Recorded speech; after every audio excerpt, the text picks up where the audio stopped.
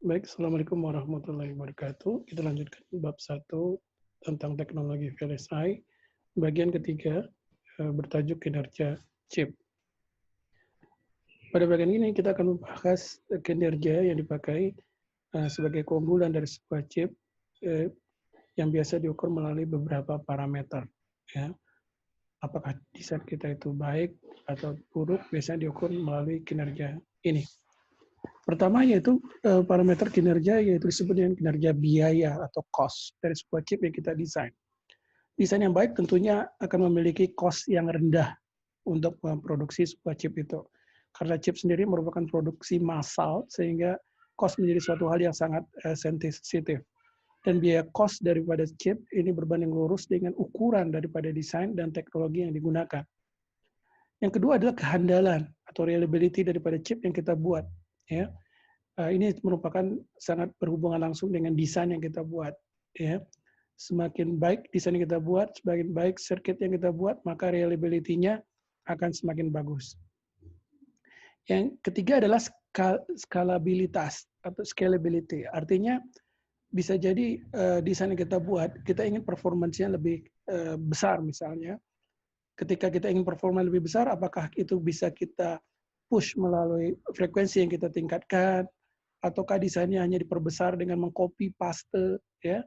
Nah, desain yang baik itu adalah desain chip yang mudah di scalability, ya, performa mudah ditingkatkan, ya, dengan usaha yang lebih rendah dan risiko yang lebih kecil. Yang berikutnya adalah kecepatan atau speed, ya. Kecepatan di hal ini adalah kecepatan komputasi, ya. Biasanya kecepatan ini semakin tinggi kecepatan, tentu kinerja fungsional atau pemrosesannya juga semakin tinggi, semakin kompleks fungsionalitas yang dapat dilakukan, ya. Dan selain daripada kecepatan atau speed, di sini juga berpengaruh adalah delay daripada proses. Delay yang dimaksud adalah mulai data masuk sampai hasilnya dikeluarkan, itu kita sebut dengan delay atau latency. Kemudian berikutnya yang menentukan kinerja daripada prosesor adalah disipasi daya, ya, power dissipation, ya. Disipasi daya tentu yang kita inginkan adalah disipasi yang sekecil mungkin. Karena dengan meningkatnya frekuensi, meningkatnya kompleksitas, ini otomatis berakibat disipasi daya semakin meningkat. Sementara sebagian besar desain yang ada saat ini itu bekerja dengan menggunakan power dari baterai, ya, bukan daripada listrik outlet, karena peralatan semakin banyak saat ini yang portable, peralatan menggunakan chip. Kemudian daya operasi dalam arti operational power, yaitu adalah voltage yang digunakan diharapkan semakin kecil. Ini beberapa kinerja yang menentukan apakah chip kita itu baik atau tidak, ya, dari sisi desainnya. Kita fokus pada biaya daripada sebuah chip. Biaya atau cost dari sebuah chip bergantung kepada satu, faktor biaya yang tetap atau disebut dengan NRE, non-recurrent engineering cost, ya. Yaitu adalah faktor biaya yang hanya dikeluarkan sekali untuk sebuah produk, ya. Sebagai contoh, kalau kita mendesain chip, kita ada namanya development cost, ya, biaya kita keluarkan untuk membayar desainer chip, itu kita bayar di awal saja sampai desainnya selesai. Itu sekali kita bayar, itu termasuk di NRE. Kemudian biaya prototyping, misalnya kita harus membuat di atas FPGA, di atas PCB, ada pengukuran di awal sampai desain itu selesai. Ini juga NRE, ya. Termasuk biaya fabrikasi di awal sebelum produk itu di mass production. Yang kedua adalah faktor biaya variabel atau recurrent engineering cost, merupakan biaya dikeluarkan setiap produksi chip. Jadi ini lebih kayak bill of material daripada chip ini. Jadi biaya dia untuk mencetaknya, memproduksinya, tidak termasuk biaya untuk mendesainnya. Ya, biasanya untuk memproduksi, mengetes, ya, dan bahan material untuk membuat chip tersebut. Ya, ini ada disebut dengan recurrent engineering cost. Contoh faktor biaya tetap atau NRI ini ada seperti biaya perancangan, engineering cost, biasa CAD tools, cukup mahal biasanya untuk mendesain sebuah chip, biaya prototyping, kemudian biaya chip mask atau desain kita ini akan di-convert menjadi emas ya, dalam bentuk cetakan chip untuk setiap layer daripada proses chipnya sendiri. Nah, ini kalau kita lihat dari berapa harga emas tersebut, kita lihat di sini salah satu referensi dari NE Silicon, kita lihat harga emas meningkat tajam untuk teknologi yang semakin kecil. Karena semakin kecil berarti presisi semakin tinggi, peralatan untuk membuatnya juga semakin mahal. Sebagai contoh ini teknologi yang banyak dipakai sekarang misalnya 0,18 atau 0,13 atau 130 nanometer, itu masih di bawah, emasnya masih di bawah $200.000 atau biasanya saya pakai untuk yang chip-chip sederhana saya di $70.000, $60.000 untuk emasnya ini. Ya, masih bisa dapat ya. Tetapi begitu kita naik ke 28 nanometer ya, ini sudah sangat berbeda sekali sampai mencapai 80 kali ya lebih tinggi ya daripada yang kita ketika memakai teknologi yang rendah. Jadi semakin tinggi node-nya atau semakin kecil resolusinya, maka biaya tersebut makin meningkat. Tapi sejalan dengan perkembangan teknologi, kalau ada teknologi lebih baru lagi, maka yang sebelumnya akan turun harganya, ya, mengikuti nilai ekonomisnya. Nah, untuk masa development biasanya orang menggunakan teknologi MPW supaya harga emasnya ini tidak semua dibebankan ke hanya satu customer. Biasanya kita menggunakan apa yang disebut dengan multi-project wafer atau MPW. MPW bertujuan untuk menekan biaya prototyping atau small production, ya, volume dengan menyediakan jasa fabrikasi chip dengan beberapa perancangan dalam satu wafer. Kita lihat di sini ada satu wafer, ya, tapi masing-masing chip yang ada di sini itu milik orang-orang yang berbeda, ya, sehingga di-package dengan chip yang berbeda. Namun ini tidak bisa dipakai untuk mass production. Kalau dipakai mass production berarti kita hanya dapat satu desain aja dalam satu wafer, dan ini tidak ekonomis ya. Nah, ini contoh faktor biaya variabel atau recurrent engineering cost. Misalnya biaya prosesan chip, biaya pengemasan atau packaging, biaya tes, dan lain sebagainya. Ya, ini sangat berhubungan erat dengan volume produksi dan luas dari chip. Semakin kecil chip kita, semakin banyak chip yang kita peroleh dalam satu wafer, maka biaya ini akan semakin rendah, ya.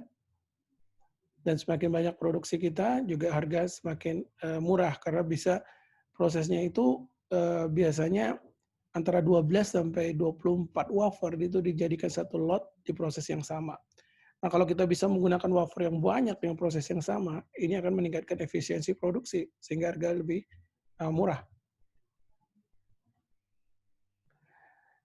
Kemudian chip dan die itu sendiri bentuknya seperti ini. Wafer sendiri bentuknya lingkaran, kemudian chip sendiri bentuknya kotak. Jadi seperti kotak-kotak yang ada di sini. Jadi nanti akan ada bagian-bagian yang nggak terpakai di bagian-bagian yang ujung di sini. Ya. Nah, satu chip ini kita sebut dengan single die, dan satu lingkaran ini kita sebut dengan satu wafer. Nah, karena di bagian pinggir-pinggir tadi kita lihat ada bagian-bagian yang tidak kotak, sehingga ini tidak menjadi full sebuah chip, sehingga dibuang. Jadi jumlah dies per wafer itu kita bisa hitung dari rumus ini. Ya, diameter wafer bagi 2 kuadrat, ya, kemudian dibagi area die-nya, kemudian dikurangi daerah-daerah yang tidak akan terpakai. Kemudian perbandingan jumlah die yang baik terhadap total die dalam wafer kita sebut dengan yield, karena tidak semua die yang kita produksi itu akan bekerja, ya. Tentu kita harapkan di atas 90% yang terbaik, ya. Tapi untuk proses-proses node yang belum mature atau proses produksi yang baru, biasanya yield-nya belum bagus. Mereka perlu menstabilkan di proses produksinya. Jadi ini kita sebut dengan yield, yaitu jumlah die yang baik per wafer dibagi jumlah total die per wafer kali 100%. Kemudian biaya die sendiri, ya, adalah biaya wafer dibagi jumlah total die per wafer dikali dengan yield. Jadi ini yang paling bawah ada total chip yang bagus, good dies kita sebutnya, ya. Ini ada satu contoh ya bagaimana sebuah die dengan ukuran 78 mm square Misalnya wafer diameternya di 300 nanometer, masih yang lama ya. Wafer cost-nya untuk produksinya dia diperlukan 5.000 USD. Kemudian dice per wafernya dihitung dengan tadi rumus yang tadi, dia dapat yang baiknya itu adalah sekitar 830 dice yang baik. Dengan yield 70%, berarti hanya 581 dice yang baik. Sehingga dengan menggunakan rumus ini kita bisa dapat cost daripada die itu adalah 8,6 USD. Dan kemudian orang ini menjual dengan 10 USD.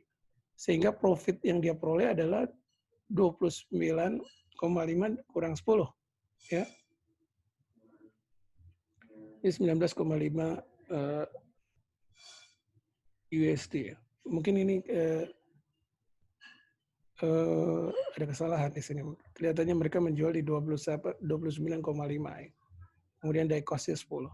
Kemudian profit per wafernya, kalau dia punya 581, berarti 581 kali 19 setengah USD menjadi 11,325 USD. Ini cukup besar sekali. Sudah lihat, untuk satu wafer ini kita sudah mendapat profit 11.329 USD. Ya, meskipun harga per chipnya cuma 10 USD. Ya. Jadi makanya industri chipnya merupakan suatu industri yang besar, profit marginnya sangat tinggi. Terkait dengan tadi yield, ya kita lihat di sini di awal biasanya teknologi ketika baru di introduction itu yieldnya sangat jelek, ya. Kemudian defect density semakin lama semakin turun gitu ya, mengikuti proses semakin stabil. Di 130 nano di tahun 2000 dia belum stabil, tapi di 2002 dia sudah stabil. 90 nano di 2002 belum stabil, di 2004 dia sudah stabil, ya. Kira-kira perlu 2 tahun untuk menstabilisasikan sebuah proses. Nah, ini kita melihat contoh ya, bagaimana kita mencontoh cost dari sebuah chip ya. Ini saya menghitung dari perhitungan perkiraan saja ya. Saya ngambil dari IHS eSupply Research ya, September 2012. Sebagai contoh, chip iPhone ya kita lihat ya. iPhone ya prosesornya itu dia menggunakan prosesor A6 prosesor. Dijual di 17,5 dolar ya. Kemudian ini adalah wireless section. Ini chipnya juga ya, ini di 34 USD. Jadi kalau kita lihat di sini sebenarnya chip itu bukan suatu hal yang dominan ya dalam cost sebuah smartphone. Justru yang besar itu adalah kalau kita lihat di sini adalah cost dari display touchscreens ya, kemudian mechanical-nya di sini. Itu mahal karena memang sifatnya barangnya besar, jadi materialnya juga mahal. Nah, dari prosesor A6 tadi disebut 17 US dollar. Kita coba cek dari berbagai sumber, dari saya mencek dari Extreme Tech ya, bagaimana kita menganalisis ini. Mereka menggunakan proses 32 nanometer dari Samsung. Kemudian die size-nya 9,7 kali 9,97. Kemudian unit sales mereka per tahun itu ada 200 juta chip. Ya, besar sekali ya untuk Apple produk. Dijual di 17,5 USD. Kemudian wafer size-nya digunakan ada 300 mm dan cost per wafernya adalah setelah kita cek sekitar 2.600 USD. Ya. Ini informasi yang kita coba cek dari website. Masalah kebenarannya kita tidak bisa menggaransi, tapi kira-kira untuk saudara bisa mendapat figure bagaimana kita menghitung cost dari sebuah chip. Kemudian chip wafer harganya prosesnya itu 625 USD, kemudian die price-nya 4 USD, chip price-nya 5 USD. Ya. Nah ini tadi dihitung dengan rumus yang ada tadi. Ya. Jadi chip per wafer kita dapat dengan ukuran segini. Ya. Kita dapat 625 unit chip. Ya. Sehingga dengan 625 ini kita bagi dengan jumlah cost daripada per wafer dibagi dengan jumlah ini, kita dapat die price sekitar 4 USD. Ya, ditambah dengan packaging ya sekitar 5 USD. Ya. Nah dari sini kita tahu 5 USD tadi dijual 17,5 USD. Berarti profitnya berapa persen itu? Ya, jadi sekitar naik menjadi profitnya saja udah 150%. Ya. Jadi dia dengan jumlah 200 juta per year, dia mendapat profit sekitar 2.500 juta atau 2,5 billion USD. Sangat besar sekali, ya. 25 triliun dari chip ini sendiri, ya. Ini sekitar profit untuk desainernya. Wafer fab-nya sendiri juga dapat profit sekitar 320 juta USD. Nah, ini sekedar gambaran bill of material cost dari sebuah produk elektronik. Kalau kita lihat di sini ada tablet Apple, ya. Tadi kita lihat prosesornya cuma 17 USD. Tapi yang mahal justru display paling mahal, ya. Memori, ya. Kemudian aluminium case, ya. Aluminium bodinya ini justru mahal, ya. Jadi chip itu tidak merupakan komponen paling mahal. Namun, ya, perlu diketahui kalau chip itu cost of material itu kecil, ya. Jadi profit marginnya jauh lebih besar daripada yang lain. Dan dia juga merupakan enabler daripada tablet ini. Kalau nggak ada chip ya nggak jadi tablet, ya. Nah, ini wafer cost bervariasi juga bergantung pada teknologi kita gunakan. Untuk teknologi 0,18 mikron, wafer cost bervariasi dari 700 sampai 800 USD. Ya. Sementara untuk yang sudah 90 nano, wafer cost sekitar 1.500 sampai 2.000 USD. Ya. Nah, kita lihat di sini wafer cost-nya yang Intel itu dari 900 sampai 1.500 USD. Yield-nya, nah ini di Pentium, ini data yang lama sebenarnya, ya. Jadi yield-nya sangat kecil, ya. Sehingga die cost-nya cukup besar, ya, di Pentium 417, 275, meskipun mereka jual dengan margin yang lumayan juga, ya. Nah, untuk chip development cost sendiri trennya, ya, semakin kecil teknologinya, maka chip development cost juga makin meningkat. Kita lihat di sini kalau 0,18 mungkin di sekitar 15 juta dolar, ya. Di 0,15 meningkat menjadi 22 juta dolar, ya. Sementara di 45 nano bisa meningkat sampai dengan 40 juta dolar, ya. Dan kalau kita lihat di sini semakin kompleks chipnya itu, 45 nano sebagian besar chipnya akan sangat kompleks sekali, ya. Maka cost semakin besar ada di verification, design and verification makin meningkat di sini, ya. Ada softwarenya juga. Sementara wafernya sendiri meningkat tapi tidak terlalu signifikan. Nah, ini contoh dari produk kami, ya. Ini adalah satu mask, ya. Ini satu mask di 180 nano, ya. Ini satu mask ini cost-nya sekitar $2.000 sampai $4.000, ya. Sementara untuk satu chip biasanya kita membutuhkan sekitar 32 layer. 32 layer daripada mask, ya. Tinggal sudah kalikan, ya, untuk sebuah chip.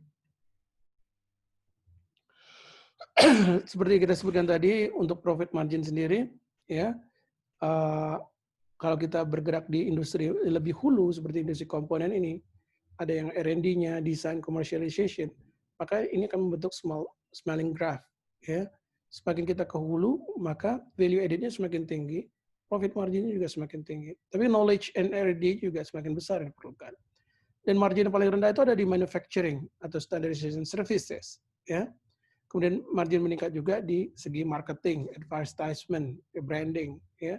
Ini juga marketing cukup besar juga cost-nya. Parameter kinerja lainnya yang signifikan dalam sebuah chip menentukan chip itu baik atau tidak, dan tadi kita sebutkan dari segi kecepatan. Dengan semakin kecilnya dimensi transistor dan routing rangkaian di dalam chip, maka komponen parasitik menjadi semakin kecil. Jadi dengan teknologi node yang makin kecil, ya, maka cenderung frekuensi chip bekerja itu akan lebih meningkat. Setiap 2 tahun dia menjadi double, ya, meskipun sekarang dibatasi dengan teknologi node yang tidak bisa lebih kecil lagi, ya. Kita lihat dari produk prosesor Pentium, ya, frekuensi selalu meningkat setiap 2 tahun. Kemudian konsumsi daya seiring dengan meningkatnya frekuensi, sebagai impact-nya adalah Semakin tinggi frekuensi, maka konsumsi daya pun semakin meningkat. Dan juga kompleksitas dari desain tersebut. Sebagai contoh di sini microprocessor dari Intel. Ya. Di sini kita lihat power dalam watts ya, itu logaritmik meningkat. Ya. Ya, konsumsi daya prosesor cenderung meningkat. Ya. Nah, bahkan untuk prosesor tertentu seperti Itanium, temperatur dapat mencapai 120 derajat di core-nya. Jadi bisa untuk masak. Ya. Nah, begitulah konsumsi daya di sebuah prosesor ya, makin meningkat. Menjadi sangat penting untuk menguranginya bisa menggunakan teknologi proses yang lebih kecil atau teknik desain low power. Demikian akhir daripada bagian ketiga dari bab 1 teknologi VLSI.